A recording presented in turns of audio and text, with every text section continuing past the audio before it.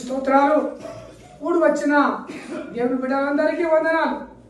వాక్యంలోనికి వెళ్దాం. ఏప్రిల్ రాష్ట్ర పత్రిక 13వ అధ్యాయం 1వ వచనం. సహోదర ప్రేమ నిలవరముగా ఉండనీయుడి. కీర్తనలో 133వ కీర్తన 1వ వచనంలో దేవుడు ఏమంటున్నాడంటే, సహోదరులు ఐక్యత కలిగి జీవించుట ఎంతో మేలు. సహోదరులు ఐక్యత కలిగి నివసించుట ఎంతో మేలు, ఎంతో మనోహరం. మన బంధువుల కంటే, మన స్నేహితుల కంటే ముఖ్యమైన వాళ్ళు ఎవరయ్యా అంటే మన సంఘం. సమాజంలో ప్రతి వారు కీడు కోరుతాయి కానీ సంఘము మాత్రము కీడు కోరదు.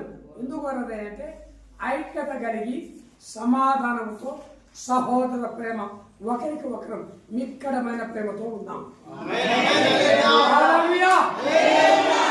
ఐక్యత ఇప్పుడు మనమందరం చూస్తున్నాం. ఐక్యత ఉంటేనే వచ్చాం, ఐక్యత లేని రాలేం. కాబట్టి ఇక్కడ అపోస్తలుడు పౌలు ఎవ్రీ సంఘంలో చెప్తున్నాడు కదా, ఏమని చెప్పాడంటే సహోదర ప్రేమ, సహోదర ప్రేమ కలిగి జీవించవలను. హల్లెలూయా. పత్రిక 2:5 మీరు కలిగి ఉండుడి. హల్లెలూయా. ఇదేం ప్రేమ? క్రీస్తు కలిగిన ప్రేమ ఏం ప్రేమ? సంఘమునకు సాదృశ్యము కలిగిన ప్రేమ, సహోదర ప్రేమ. ఆయన కొరకు మనం ప్రాణం పెట్టావా? మన కొరకు ఆయన ప్రాణం పెట్టాడా? మన కొరకు ఆయన ప్రాణం పెట్టాడంటే మనమందరము ఆయన సహోదరులం, మనమందరము ఆయన పిల్లలం, మనమందరము ఆయన స్వరక్తము చేత కొన్నబడిన వారం, మనమందరము ఆయన రాజ్యమునకు వారసులం. మనమందరము ఒకే పానములో, ఒకే పల్లెములో, ఒకే రక్తములో, ఒకే రొట్టెలో, ఒకే సంఘములో ఐక్యత కలిగి జీవించిన వారము, సహోదర ప్రేమ కలిగిన వారు. మనం ఎట్టుండాలి చెప్పండి? ఒకరికొకరు ఎట్టుండాలి? మిక్కడమైన ప్రేమ, సహోదర ప్రేమ. దేవుడు 1000 ప్రసంగాల కంటే ఒక సాక్ష్యం ఎందుకు చెప్తున్నాడంటే, బలపడాలి. బలపడుతూ ఎవరైతే బలహీనులుగా ఉంటారో వారిని మనము బలపరచాలి. Praise the lord.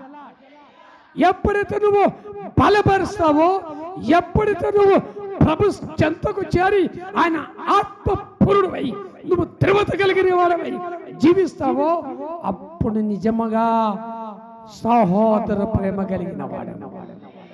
హల్లెలూయా.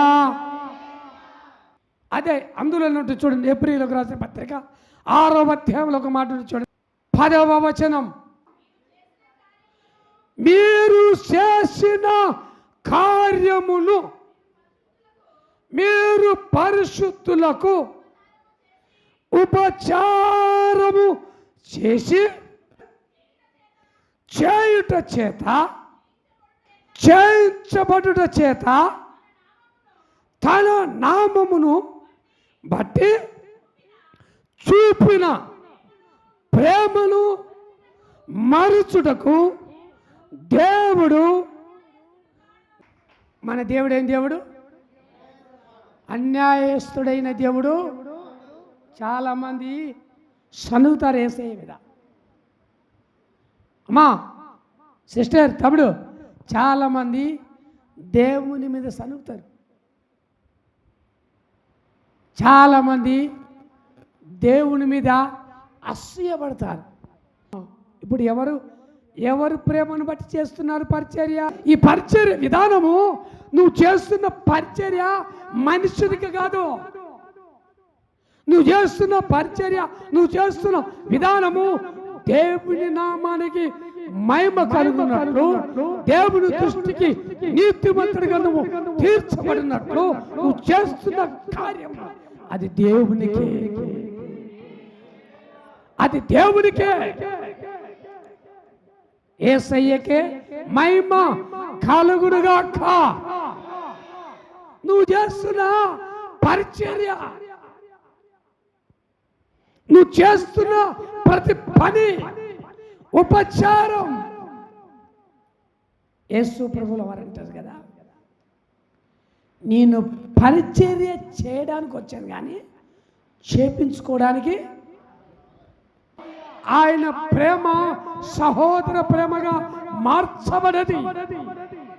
ఆయన మన దగ్గరకు వచ్చి పరిచయం చేశాడు, చేయించుకోలే.